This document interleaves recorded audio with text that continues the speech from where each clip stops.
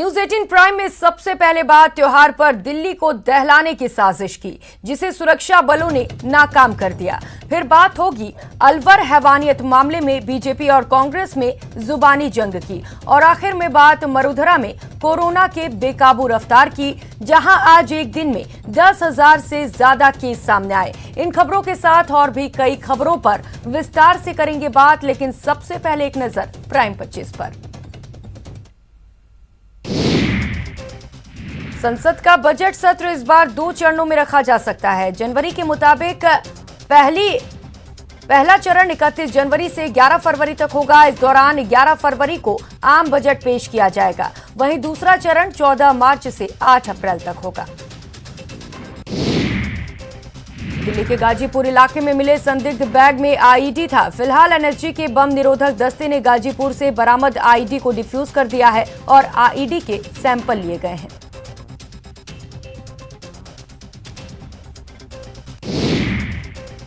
बिहार के सुपौल में करंट लगने से एसएसबी के 3 जवानों की मौके पर ही मौत हो गई। वहीं 12 ट्रेनी जवान गंभीर रूप से घायल हो गए, जिनमें से 4 की हालत नाजुक बनी है।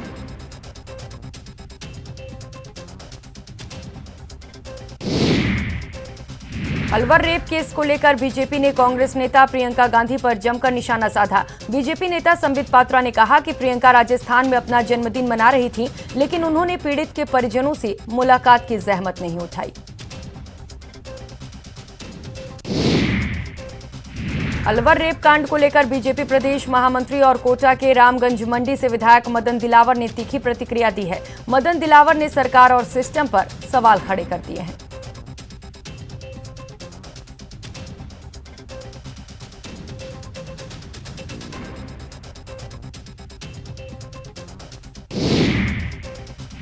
रेल मंत्री अश्विनी वैष्णव ने जलपाईगुड़ी में गुवाहाटी बीकानेर एक्सप्रेस के दुर्घटना स्थल का दौरा किया। उन्होंने कहा कि ये बहुत ही दुखद और दुर्भाग्यपूर्ण घटना है। जांच शुरू कर दी गई है और पीएम खुद लगातार इसकी निगरानी कर रहे हैं।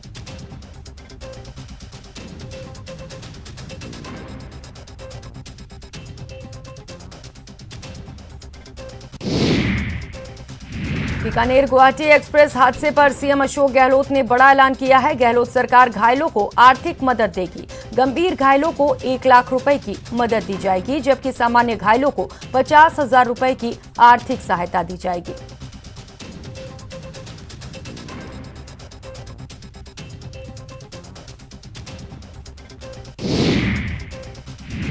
देश में कोरोना की तेज रफ्तार जारी है। लगातार दूसरे दिन 2 लाख से ज्यादा केस मिले। पिछले 24 घंटे के दौरान देश में कोरोना के 2,64,202 नए मामले दर्ज किए गए।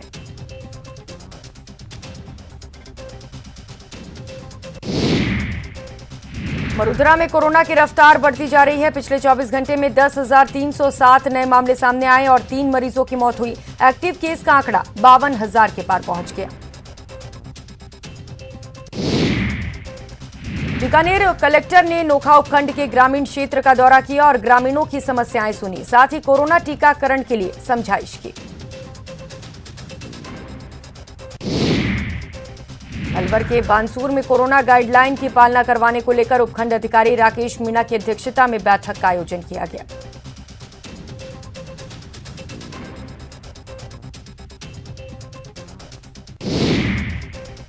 धौलपुर में कोरोना संक्रमण तेजी से पैर पसार रहा है। शुक्रवार को जिले में कोरोना का बम फूटा, जिसमें एसपी शिवराज मीणा सहित जिला परिवहन अधिकारी मनोज वर्मा और सीओ सिटी प्रवींद्र महिला सहित 113 लोग पॉजिटिव पाए गए। New pension scheme employees Rajasthan के बैनर तले प्रतापगढ़ के गांधी चौराहे पर न्यू पेंशन स्कीम अधिसूचना की होली जलाई गई।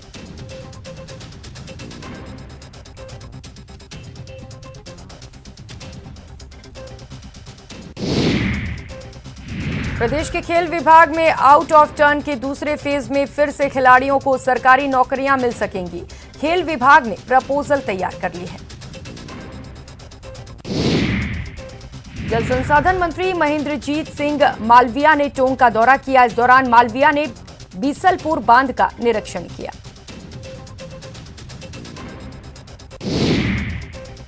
उपनेता प्रतिपक्ष राजेंद्र राठौड़ ने भी मकर संक्रांति पर पतंगबाजी का लुत्फ उठाया और कहा, जैसे बिना डोर के पतंग बेकार होती है, वैसे ही कानून व्यवस्था के बिना सरकार बेकार हो चुकी है।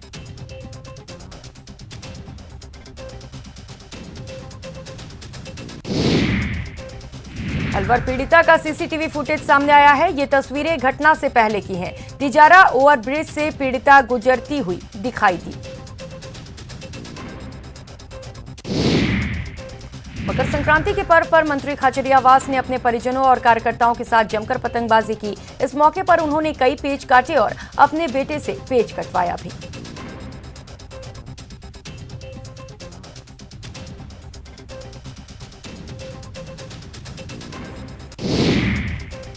मकर संक्रांति के मौके पर कोलकाता के गंगा सागर में भी श्रद्धालुओं की भारी भीड़ देखने को मिली। लोगों ने गंगा सागर में आस्था की डुबकी लगाई।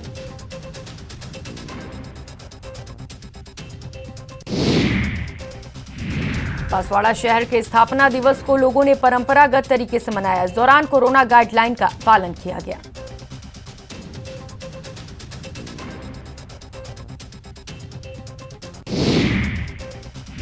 बूंदी में शुद्ध के लिए चल रहे युद्ध अभियान के तहत खाद्य विभाग की टीम ने दुकानों से सैंपल लिया। इस दौरान मिलावटखोर अपनी दुकान बंद करके भाग गए।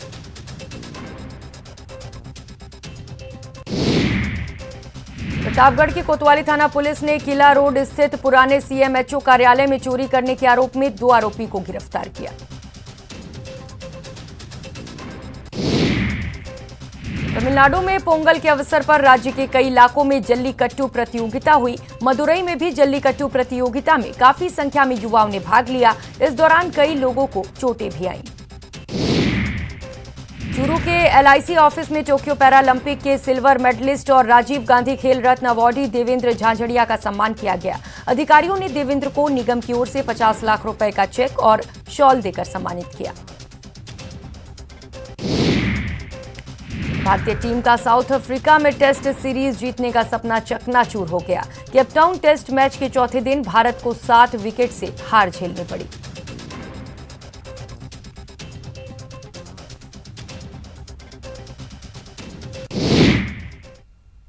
और अब बात उस साजिश की जिसके जरिए